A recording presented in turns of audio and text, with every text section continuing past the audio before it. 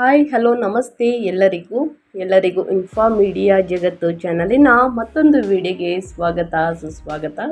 ಸ್ನೇಹಿತರೆ, ಎಲ್ಲರೂ ಹೇಗಿದ್ದೀರಾ? ಎಲ್ಲರೂ ಚೆನ್ನಾಗಿದ್ದೀರಾ ಅಂದ್ಕೊಂಡಿದ್ದೀನಿ. ನಾನು ಕೂಡ ತುಂಬನೇ ಚೆನ್ನಾಗಿದ್ದೀನಿ. ಎಲ್ಲರೂ ಚೆನ್ನಾಗಿದ್ದೀರಾ ಅಂದ್ಕೊಂಡು ಭಾವಿಸ್ಕೊಂಡು ಇವತ್ತಿನ ಒಂದು ವಿಡಿಯೋನ ಶುರು ಮಾಡಿಬಿಡೋಣ. ಇವತ್ತಿನ ಒಂದು ವಿಡಿಯೋದಲ್ಲಿ ಧನು ರಾಶಿಯವರಿಗೆ ಸ್ನೇಹಿತರೆ, ಮಾರ್ಚ್ ತಿಂಗಳಿನಲ್ಲಿ ಸಾಕಷ್ಟು ಬದಲಾವಣೆಯನ್ನು ನೋಡಲಿದ್ದೀರಿ. ಅದು ನಿಮ್ಮ ವ್ಯಾಪಾರದಲ್ಲಾಗಬಹುದು, ವ್ಯವಹಾರದಲ್ಲಾಗಬಹುದು, ವೃತ್ತಿ ಜೀವನದಲ್ಲಾಗಬಹುದು, ಉದ್ಯೋಗದಲ್ಲಾಗಬಹುದು. ಒಟ್ಟಾರೆಯಾಗಿ ಏನೆಲ್ಲ ಬದಲಾವಣೆಯನ್ನು ಧನುರಾಶಿಯವರು ನೋಡಲಿದ್ದೀರಿ, ಯಾವುದರ ಬಗ್ಗೆ ಎಚ್ಚರಿಕೆ ವಹಿಸಬೇಕು ಅನ್ನೋದನ್ನ ಕಂಪ್ಲೀಟಾಗಿ ಧನುರಾಶಿಯವರ ಬಗ್ಗೆ ತಿಳಿಸ್ಕೊಡ್ತಾ ಹೋಗ್ತೀನಿ. ಇದನ್ನೆಲ್ಲ ತಿಳ್ಕೋಬೇಕು, ಸಣ್ಣ ಪುಟ್ಟ ಪರಿಹಾರಗಳನ್ನೆಲ್ಲ ಫಾಲೋಅಪ್ ಮಾಡಬೇಕು, ಕಷ್ಟಗಳು ಸಮಸ್ಯೆಗಳೆಲ್ಲವೂ ನಿವಾರಣೆಯಾಗಬೇಕು ಅಂದರೆ ಎಲ್ಲೂ ಕೂಡ ವಿಡಿಯೋನ ಸ್ಕಿಪ್ ಮಾಡಬಾರ್ದು. ಅಂದರೆ ವಿಡಿಯೋನ ಕಟ್ ಮಾಡಿ ಓಡಿಸ್ಕೊಂಡೋಗಿ ನೋಡ್ತೀರಾ ಸ್ನೇಹಿತರೆ, ಇದು ಫುಲ್ ಇನ್ಫಾರ್ಮೇಷನ್ ಯಾರಿಗೂ ಕೂಡ ಅರ್ಥ ಆಗಲ್ಲ. ಸೊ ಹಾಗಾಗಿ ಎಲ್ಲ ವಿಡಿಯೋದಲ್ಲೂ ತಿಳಿಸ್ತಾ ಇರ್ತೀನಿ. ಮೊದಲಿಂದ ಕೊನೆ ತನಕ ವಾಚ್ ಮಾಡಿ. ವಿಡಿಯೋದಲ್ಲಿ ಒಳ್ಳೆ ಮಾಹಿತಿ ಸಿಕ್ಕಿದ್ದಲ್ಲಿ ಧನುರಾಶಿಯವರು ವಿಡಿಯೋಗೆ ಲೈಕ್ ಮಾಡಿದಾನೆ ನೋಡ್ತಿದ್ರೆ ದಯವಿಟ್ಟು ಲೈಕ್ ಮಾಡಿ. ಇನ್ನು ಸಬ್ಸ್ಕ್ರೈಬ್ ಮಾಡ್ಕೊಳ್ದೇ ನೋಡ್ತಿದ್ರೆ ಮೀಡಿಯಾಗೆ ಸಬ್ಸ್ಕ್ರೈಬ್ ಆಗಿ ನಿಮ್ಮ ಅಭಿಪ್ರಾಯಗಳನ್ನು ಕಮೆಂಟ್ ಬಾಕ್ಸಲ್ಲಿ ತಿಳಿಸಬಹುದು. ಯಾರೆಲ್ಲ ಸಬ್ಸ್ಕ್ರೈಬ್ ಮಾಡಿಕೊಂಡು ಪ್ರತಿನಿತ್ಯ ವಿಡಿಯೋ ವಾಚ್ ಮಾಡ್ತಿದ್ದೀರಾ ಅಂಥವರಿಗೆ ಥ್ಯಾಂಕ್ ಯು ಸೋ ಮಚ್ ಅಂತ ಹೇಳ್ತಾ ವಿಡಿಯೋದ ಕಡೆ ಗಮನ ಕೊಡ್ತಾ ಹೋಗೋಣ. ಸ್ನೇಹಿತರೆ, ಓಂ ನಮಃ ಶಿವಾಯ ಅಂತ ಕಮೆಂಟ್ ಮಾಡಿ. ಶಿವನ ಅನುಗ್ರಹದಿಂದ ನಿಮ್ಮ ಜೀವನದಲ್ಲಿ ಇದ್ದ ಕಷ್ಟಗಳು, ಸಮಸ್ಯೆಗಳು, ಅಡೆತಡೆಗಳು, ಪ್ರಾಬ್ಲಮ್ಗಳು ಏನೇ ಇದ್ದರೂ ಕೂಡ ಸಂಪೂರ್ಣವಾಗಿ ನಿವಾರಣೆಯಾಗಲಿ ಅಂತ ಕೇಳ್ಕೊತಾ ವಿಡಿಯೋದ ಕಡೆ ಗಮನ ಕೊಡ್ತಾ ಹೋಗೋಣ. ಒಟ್ಟಾರೆಯಾಗಿ ಧನುರಾಶಿಯವರ ಭವಿಷ್ಯ ಹೇಗಿರಲಿದೆ ಅಂದರೆ ಸಾಕಷ್ಟು ಬದಲಾವಣೆಯನ್ನು ಧನುರಾಶಿಯವರು ನೋಡಲಿದ್ದೀರಿ. ಯಾಕಂದರೆ ಧನುರಾಶಿಯವರಿಗೆ ಮಾರ್ಚ್ 2026 ಜಾತಕದ ಪ್ರಕಾರ ತಡೆಯಲಾಗದ ಡ್ರೈವ್ ಮತ್ತು ದೇಶೀಯ ಸೌಕರ್ಯ ಅಂತಲೇ ಹೇಳ್ಬೋದು. ಮಾರ್ಚ್ 2026 ಧನುರಾಶಿಯವರಿಗೆ ಹೆಚ್ಚಿನ ಶಕ್ತಿ ಮತ್ತು ಸ್ಪಷ್ಟ ಫಲಿತಾಂಶಗಳು ಸ್ನೇಹಿತರೆ ಈ ತಿಂಗಳು ಅಂತಲೇ ಹೇಳ್ಬೋದು. ನಿಮ್ಮ 3ನೇ ಮನೆ ಧೈರ್ಯದಲ್ಲಿ ಸ್ನೇಹಿತರೆ ಮಂಗಳ ಮತ್ತು ರಾಹುವಿನ ಸಂಯೋಗದಿಂದ ಒರೆಯುತ್ತಿದೆ. ಇದು ನಿಮ್ಮನ್ನು ವ್ಯಾಪಾರ, ವ್ಯವಹಾರ ಮತ್ತು ಸಂವಹನದಲ್ಲಿ ನಿರ್ಭೀತರನ್ನಾಗಿ ಮಾಡುತ್ತದೆ. ಇತರರು ಮುಟ್ಟಲು ಹೆದರುವಂತಹ ಉಪಕ್ರಮಗಳನ್ನು ನೀವು ತೆಗೆದುಕೊಳ್ಳುವಿರಿ. ವೈಯಕ್ತಿಕಗೊಳಿಸಿದ ಧನುರಾಶಿಯ ವಿಶ್ಲೇಷಣೆಯ ಪ್ರಕಾರ ಅದೇ ಸಮಯದಲ್ಲಿ ಮಾರ್ಚ್ 9ರಂದು 4ನೇ ಮನೆಯಲ್ಲಿ ಉದಾತ್ತ ಶುಕ್ರನ ಪ್ರವೇಶವನ್ನು ನೋಡುತ್ತಾನೆ. ಇದು ನಿಮ್ಮ ಜೀವನದಲ್ಲಿ ಐಷಾರಾಮಿ, ಸೌಕರ್ಯ ಮತ್ತು ಬಹುಶಃ ಹೊಸ ವಾಹನವನ್ನು ತರುತ್ತದೆ ಅಂತಲೇ ಹೇಳಬಹುದು. ಶನಿ ನಿರ್ಬಂಧಿಸಲು ಪ್ರಯತ್ನಿಸುತ್ತಿರುವಾಗ ಶುಕ್ರನು ಸಂತೋಷವನ್ನು ನೀಡುವಷ್ಟು ಬಲಶಾಲಿಯಾಗಿದ್ದಾನೆ. ಗುರುವು 7ನೇ ಮನೆಯಿಂದ ನಿಮ್ಮ ಸಂಬಂಧಗಳನ್ನು ಆಶೀರ್ವಾದಿಸುತ್ತಲೇ ಇರುತ್ತಾನೆ ಅಂತಲೇ ಹೇಳಬಹುದು. ಇನ್ನು ಗ್ರಹಗಳ ಸಂಚಾರ ಮತ್ತು ಗ್ರಹಗಳ ಪ್ರಕಾರ ಏನೆಲ್ಲ ಬದಲಾವಣೆಯನ್ನು ನೋಡಲಿದ್ದೀರಿ, ಅದರ ಪ್ರಭಾವ ಹೇಗಿರಲಿದೆ ಧನುರಾಶಿಯವರಿಗೆ ಅನ್ನೋದನ್ನ ನೋಡ್ತಾ ಹೋಗೋಣ. ಧನುರಾಶಿಯವರಿಗೆ ಮಾರ್ಚ್ ತಿಂಗಳು ಮಹತ್ವದ ಸಂಚಾರಗಳು ಹೇಗಿರಲಿದೆ ಅನ್ನೋದಾದರೆ, ಗ್ರಹ ಶುಕ್ರ 6ನೇ ಮತ್ತು 11ರ ಅಧಿಪತಿ ಅಂತಲೇ ಹೇಳ್ಬೋದು. ಇದು 4ನೇ ಮನೆಯಲ್ಲಿ ಸಂಚಾರವನ್ನು ಮಾಡ್ತಾ ಇದೆ. ಶುಕ್ರ ಗ್ರಹ ಶ್ರೇಷ್ಠ ಗ್ರಹ ಅಂತಲೇ ಹೇಳ್ಬೋದು. ಇದರ ಪರಿಣಾಮ ಹೇಗಿರಲಿದೆ ಧನುರಾಶಿಯವರಿಗೆ ಅಂದರೆ ಮನೆಯಲ್ಲಿ ಐಷಾರಾಮಿ, ವಾಹನಗಳು ಮತ್ತು ತಾಯಿಯ ಸಂತೋಷ ಹೆಚ್ಚಾಗಲಿದೆ ಅಂತಲೇ ಹೇಳ್ಬೋದು. ಇದು ಧನುರಾಶಿಯವರಿಗೆ ಗ್ರಹ ಸಂಚಾರ ಹೀಗಿರಲಿದೆ. ಇನ್ನು ಮಂಗಳ ಗ್ರಹ 3ನೇ ಮನೆಯಲ್ಲಿ ಕುಂಭದಲ್ಲಿ ಸಂಚಾರವನ್ನು ಮಾಡಲಿದೆ. ಇದು ಯಾವ ರೀತಿ ಪರಿಣಾಮವನ್ನು ಬೀರಲಿದೆ ಅಂದರೆ ಧೈರ್ಯ, ಒಡ ಹುಟ್ಟಿದವರ ಸಂಘರ್ಷ ಮತ್ತು ಸಣ್ಣ ಪ್ರಯಾಣ ಹೆಚ್ಚಾಗಲಿದೆ. ಇನ್ನು ರಾಹು 3ನೇ ಮನೆಯಲ್ಲಿ ಕುಂಭದಲ್ಲಿ ಸ್ನೇಹಿತರೆ ಅಸಾಂಪ್ರದಾಯಿಕ ಸಂವಹನ ಮತ್ತು ದಿಟ್ಟ ಅಪಾಯಗಳು. ಇನ್ನು ಸೂರ್ಯಗ್ರಹ 3ನೇ ಮನೆಯ ನಂತರ 4ನೇ ಮನೆಗೆ ಸ್ಥಳಾಂತರಗೊಂಡು ಮಾರ್ಚ್ 15ನೇ ತಾರೀಕಿಂದ ಸಂಚಾರವನ್ನು ಮಾಡಲಿದೆ. ಆತ್ಮವಿಶ್ವಾಸದ ನಂತರ ದೇಶೀಯ ಒತ್ತಡ ಹೆಚ್ಚಾಗಲಿದೆ ಅಂತಲೇ ಹೇಳ್ಬೋದು ಧನುರಾಶಿಯವರಿಗೆ. ಇನ್ನು ಗುರು ನಿಮ್ಮ ಪ್ರಭು ಅಂತಲೇ ಹೇಳ್ಬೋದು. ಗುರುಗ್ರಹ ಒಂಥರ ಪ್ರಭು 7ನೇ ಮನೆಯ ಮಿಥುನದಲ್ಲಿ ಸಂಚಾರವನ್ನು ಮಾಡಲಿದೆ. ಗುರುಗ್ರಹ ಸಂಬಂಧ, ಸಾಮರಸ್ಯ ಮತ್ತು ವ್ಯಾಪಾರ ವ್ಯವಹಾರದಲ್ಲಿ ಬೆಳವಣಿಗೆ. ಗುರುಗ್ರಹ ಯಾವ ರೀತಿ ಪ್ರಭಾವವನ್ನು ಬೀರಲಿದೆ ಅನ್ನೋದನ್ನ ತಿಳಿಸ್ಕೊಟ್ಟಾಯಿತು. ಇದು ಗ್ರಹಗಳ ಸಂಚಾರ ಧನುರಾಶಿಯವರಿಗೆ ಈ ರೀತಿ ಇರಲಿದೆ. ಇನ್ನು ಒಂದೊಂದಾಗಿ ತಿಳಿಸ್ಕೊಡ್ತಾ ಹೋಗ್ತೀನಿ. ವೃತ್ತಿಯ ಬಗ್ಗೆ, ವ್ಯವಹಾರದ ಬಗ್ಗೆ, ಹಣಕಾಸಿನ ಬಗ್ಗೆ, ನಿಮ್ಮ ಆರೋಗ್ಯದಲ್ಲಿ ಏನೆಲ್ಲ ಬದಲಾವಣೆಯನ್ನು ಗ್ರಹಗಳು ಸೂಚಿಸಲಿದೆ, ಇನ್ನು ಕುಟುಂಬ ಮತ್ತು ಸಂಬಂಧಗಳ ಬಗ್ಗೆ, ಮನೆಯಲ್ಲಿ ಶುಭ ಕಾರ್ಯ ಇರಲಿದೆಯಾ? ಇನ್ನು ಸಾಕಷ್ಟು ಜನರು ಕೇಳ್ತಾ ಇರ್ತೀರಾ, ಮದುವೆ ಯೋಗ ಇದೆಯಾ ತಿಳಿಸ್ಕೊಡಿ, ನಮ್ಮ ಪ್ರೇಮ ಸಂಬಂಧ ಹೇಗಿರಲಿದೆ ಅಂತ.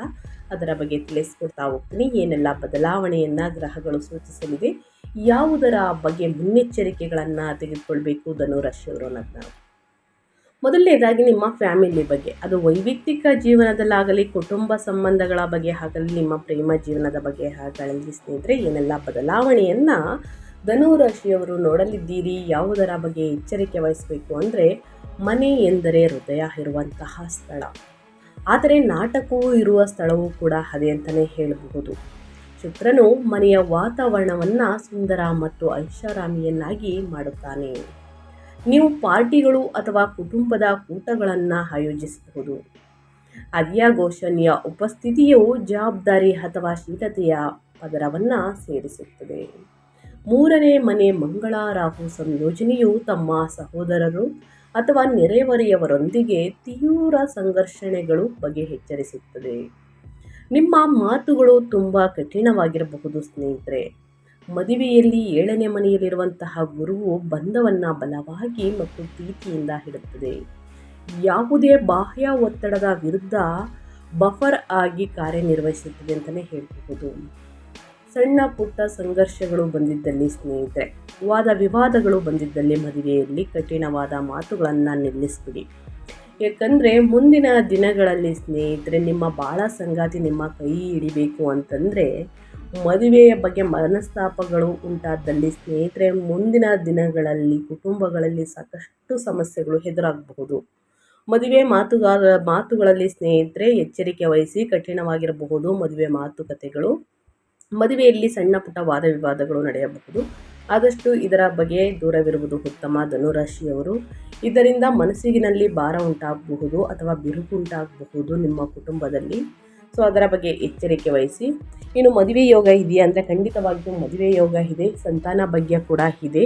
ಮೂರನೇ ಮನೆಯಲ್ಲಿ ಮಂಗಳ ರಾಹು ಸಂಯೋಜನೆಯು ತಮ್ಮ ಸಹೋದರರು ಅಥವಾ ನೆರೆಯವರೊಂದಿಗೆ ತೀವ್ರ ಸಂಘರ್ಷಣೆಗಳ ಬಗ್ಗೆ ಎಚ್ಚರ ವಹಿಸುತ್ತದೆ ಅಂತಲೇ ಹೇಳ್ಬೋದು. ಘರ್ಷಣೆಗಳ ಬಗ್ಗೆ ಎಚ್ಚರಿಕೆ ಇರಲಿ. ಇನ್ನು ಅದೇ ರೀತಿ ಧನುರಾಶಿಯ ವಿದ್ಯಾರ್ಥಿಗಳ ಬಗ್ಗೆ ತಿಳಿಸ್ಕೊಡ್ತಾ ಹೋಗ್ತೀನಿ. ಅವರ ವಿದ್ಯಾಭ್ಯಾಸದಲ್ಲಿ ಏನೆಲ್ಲ ಬದಲಾವಣೆಯನ್ನು ಗ್ರಹಗಳು ಸೂಚಿಸಲಿದೆ, ಯಾವುದರ ಬಗ್ಗೆ ಎಚ್ಚರಿಕೆ ವಹಿಸಬೇಕು ಅನ್ನೋದನ್ನ ನೋಡ್ತಾ ಹೋಗೋಣ. ವಿದ್ಯಾರ್ಥಿಗಳು ತಮ್ಮನ್ನು ತಾವು ತುಂಬ ಕ್ರಿಯಾಶೀಲರಾಗಿ ಕಾಣುತ್ತಾರೆ. ಮೂರನೇ ಮನೆಯ ಶಕ್ತಿಯು ಹೊಸ ಕೌಶಲ್ಯಗಳನ್ನು ಕಲಿಯಲು, ಸಣ್ಣ ಕೋರ್ಸ್ಗಳನ್ನು ಮಾಡಲು ಅಥವಾ ಪ್ರಾಯೋಗಿಕ ತರಬೇತಿಗೆ ಉತ್ತಮವಾಗಿದೆ ಅಂತಲೇ ಹೇಳಬಹುದು. ನೀವು ಕ್ರೀಡೆಗಳಲ್ಲಿ ಆಸಕ್ತಿಯನ್ನು ಹೊಂದಿದ್ದರೆ ಸ್ಪರ್ಧೆಗಳನ್ನು ಗೆಲ್ಲಲು ಇದು ಅದ್ಭುತ ತಿಂಗಳು ಅಂತಲೇ ಹೇಳಬಹುದು ಧನುರಾಶಿಯವರಿಗೆ.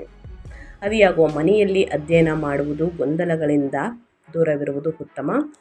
ಯಾಕಂದರೆ ಅತಿಥಿಗಳು, ಶಬ್ದ ಅಥವಾ ನವೀಕರಣ ಇದರಿಂದ ನಿಮಗೆ ಅಧ್ಯಯನವನ್ನು ಮಾಡುವುದಕ್ಕೆ ಕಷ್ಟಕರವೆನಿಸಬಹುದು ಸ್ನೇಹಿತರೆ. 4ನೇ ಮನೆಯಲ್ಲಿ ಶನಿಯು ಶೈಕ್ಷಣಿಕ ವಿಷಯಗಳ ಮೇಲೆ ನಿಜವಾಗಿಯೂ ಕೂಡ ಗಮನ ಹರಿಸಲು ನಿಮಗೆ ಶಿಸ್ತುಬದ್ಧ ಶಾಂತ ವಾತಾವರಣ, ಬಹುಶಃ ಗ್ರಂಥಾಲಯದ ಅಗತ್ಯವಿದೆ ಎಂದು ಸೂಚಿಸುತ್ತದೆ.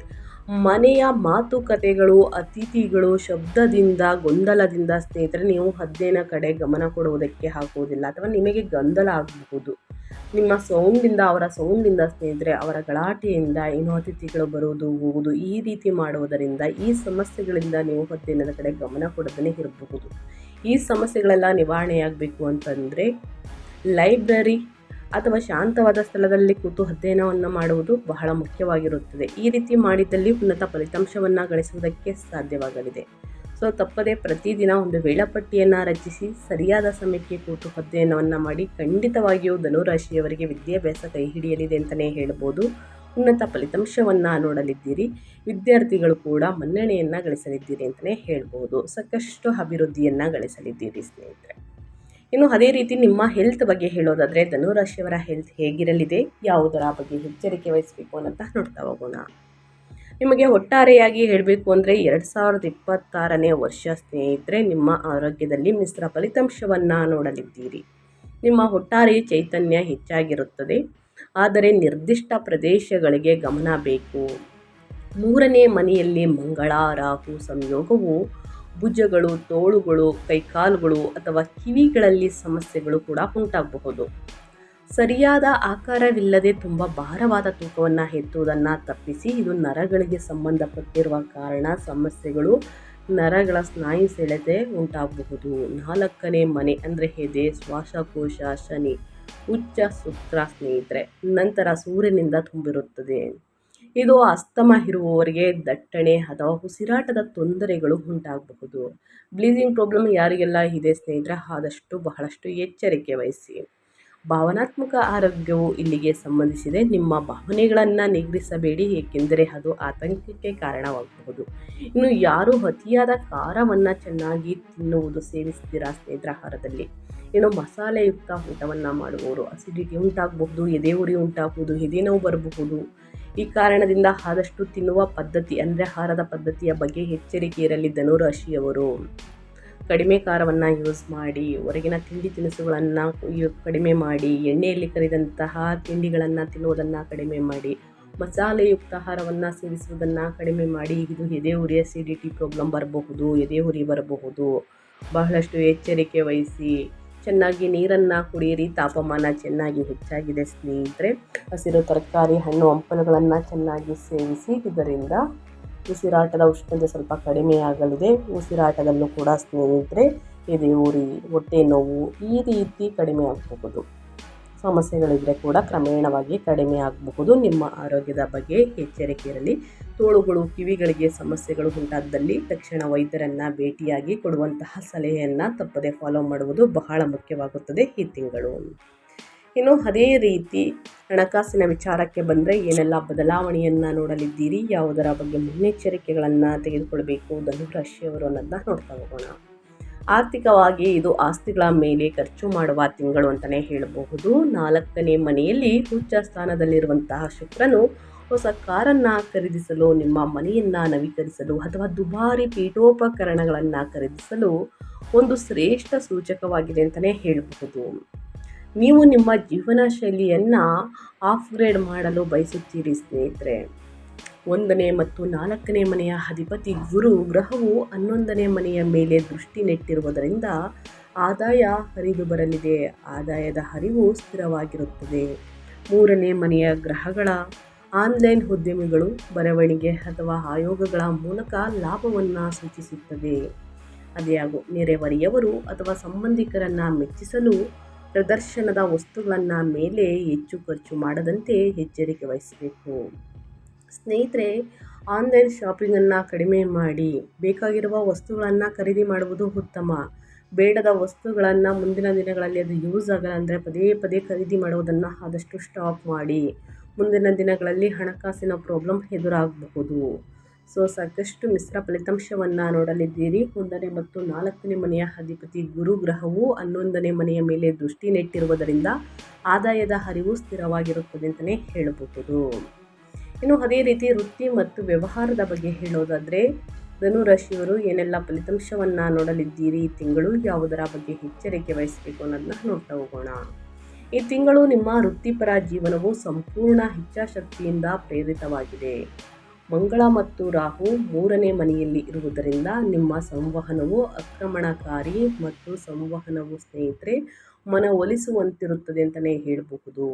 ಮಾರಾಟದ ವೃತ್ತಿಪರರು, ಮಾರಾಟಗಾರರು ಅಥವಾ ಮಾಧ್ಯಮ ವ್ಯಕ್ತಿಗಳು ದಾಖಲೆಯ ತಿಂಗಳು ಹೊಂದಿರುತ್ತಾರೆ.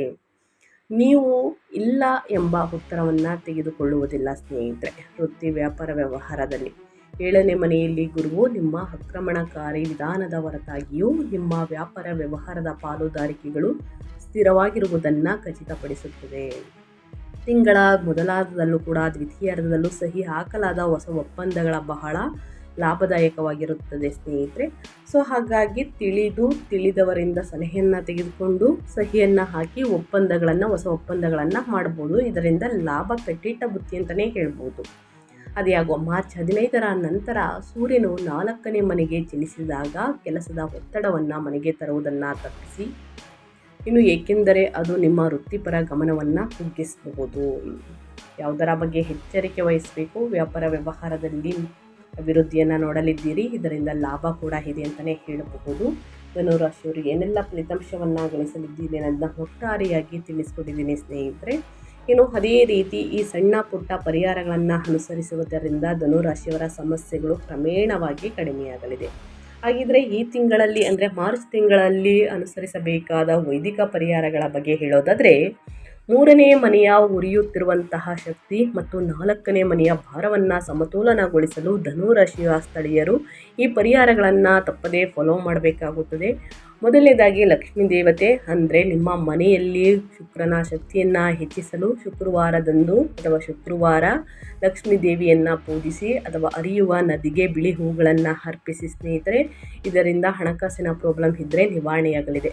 ಇನ್ನು ವಿಷ್ಣು ಮಂತ್ರ, ನಿಮ್ಮ ಲಗ್ನಾಧಿಪತಿಯಾದ ಗುರುವನ್ನು ಬಲಪಡಿಸಲು ಓಂ ನಮೋ ಭಗವತೆ ವಾಸುದೇವಾಯ, ಓಂ ನಮೋ ಭಗವತೆ ವಾಸುದೇವಾಯ ಎಂಬ ಮಂತ್ರವನ್ನು 11 ಬಾರಿ ಪಠಿಸಿ ಒಳಿತಾಗಲಿದೆ. ಇನ್ನು ಒಡೆ ಹುಟ್ಟಿದವರನ್ನು ಗೌರವಿಸಿ, ಸಹೋದರರು ಅಥವಾ ಸಹೋದರಿಯರೊಂದಿಗೆ ವಾದ ವಿವಾದಗಳನ್ನು ತಪ್ಪಿಸಿ, ಪ್ರಜ್ಞಾಪೂರ್ವಕವಾಗಿ ತಪ್ಪಿಸಿ ಅಂತಲೇ ಹೇಳಬಹುದು ವಾದ ವಿವಾದಗಳನ್ನು. ಮಂಗಳವಾರದಂದು ಅವರಿಗೆ ಏನಾದರೂ ಸಿಹಿ ಉಡುಗೊರೆಯನ್ನು ನೀಡಿ, ಬಟ್ಟೆಯಾಗಬಹುದು, ತಿನ್ನುವ ಸಿಹಿ ಆಗ್ಬೋದು ಸ್ನೇಹಿತರೆ, ಕೊಡಿ ಒಳಿತಾಗಲಿದೆ. ಇನ್ನು ಅದೇ ರೀತಿ ಹನುಮಾನ್ ಚಾಲಿಸವನ್ನು ಹೇಳಿ 3ನೇ ಮನೆಯಲ್ಲಿ ಮಂಗಳ ರಾಹುವಿನ ಶಕ್ತಿಯನ್ನು ನಿವಾರಿಸಲು ಇದು ಅತ್ಯಗತ್ಯ ಹನುಮಾನ್ ಚಾಲಿಸವನ್ನು ಹೇಳುವುದು. ಇನ್ನು ವಿದ್ಯಾರ್ಥಿಗಳಿಗೆ ಭಯ ಆತಂಕ ಕಾಡಿದ್ದಲ್ಲಿ 11 ಬಾರಿ ಹನುಮಾನ್ ಚಾಲಿಸವನ್ನು ಹೇಳಿ ಅಥವಾ ಓದಿ ಸ್ನೇಹಿತರೆ, ಅಥವಾ ಆಲಿಸಿ. ನಿಮ್ಮ ಧೈರ್ಯವನ್ನು ಸಕಾರಾತ್ಮಕವಾಗಿ ಹರಿಸಲು ಇದನ್ನು ಪ್ರತಿದಿನ ಪಠಿಸುವುದು ಉತ್ತಮ. ನಕಾರಾತ್ಮಕ ಶಕ್ತಿಯನ್ನು ಹೋಗಲಾಡಿಸುತ್ತದೆ. ತಪ್ಪದೇ ಈ ಸಣ್ಣ ಪುಟ್ಟ ಪರಿಹಾರವನ್ನು ಧನುರಾಶಿಯವರು ಮಾಡಿ ಅಂತ ಹೇಳ್ತಾ ನಾನು ವಿಡಿಯೋನ ಎಂಡ್ ಮಾಡ್ತಾ ಇದ್ದೀನಿ. ಇವತ್ತಿನ ಒಂದು ವಿಡಿಯೋದಲ್ಲಿ ಒಳ್ಳೆಯ ಮಾಹಿತಿ ಸಿಕ್ಕಿದ್ದಲ್ಲಿ, ಈ ವಿಡಿಯೋ ಯೂಸ್ಫುಲ್ ಅನಿಸಿದ್ದಲ್ಲಿ ಧನುರಾಶಿಯವರಿಗೆ ತಪ್ಪದೇ ವಿಡಿಯೋಗೆ ಇನ್ನೂ ಲೈಕ್ ಮಾಡ್ದೇ ನೋಡ್ತಿದ್ರೆ ಲೈಕ್ ಮಾಡಿ. ಇನ್ನೇನಾದರೂ ನಿಮ್ಮ ಅಭಿಪ್ರಾಯವನ್ನು ತಿಳಿಸಬೇಕು ಅಂದರೆ ತಪ್ಪದೇ ನಿಮ್ಮ ಅಭಿಪ್ರಾಯವನ್ನು ತಿಳಿಸಿ. ಕಮೆಂಟ್ ಬಾಕ್ಸಲ್ಲಿ ಓಂ ನಮೋ ಭಗವತೆ ವಾಸುದೇವಾಯ ಎಂಬ ಕಮೆಂಟನ್ನು ಹಾಕಿ ಸ್ನೇಹಿತರೆ. ಗುರು ಅನುಗ್ರಹದಿಂದ ಕಷ್ಟಗಳು ಸಮಸ್ಯೆಗಳು ಕ್ರಮೇಣವಾಗಿ ಕಡಿಮೆಯಾಗಲಿ ಅಂತ ಹೇಳ್ತಾ, ನಿಮಗೂ ಮತ್ತು ನಿಮ್ಮ ಕುಟುಂಬಕ್ಕೆ ತುಂಬಾ ಒಳ್ಳೆಯದಾಗಲಿ. ಮತ್ತೊಂದು ವಿಡಿಯೋದಲ್ಲಿ ಸಿಗ್ತೀನಿ. Thank you for watching.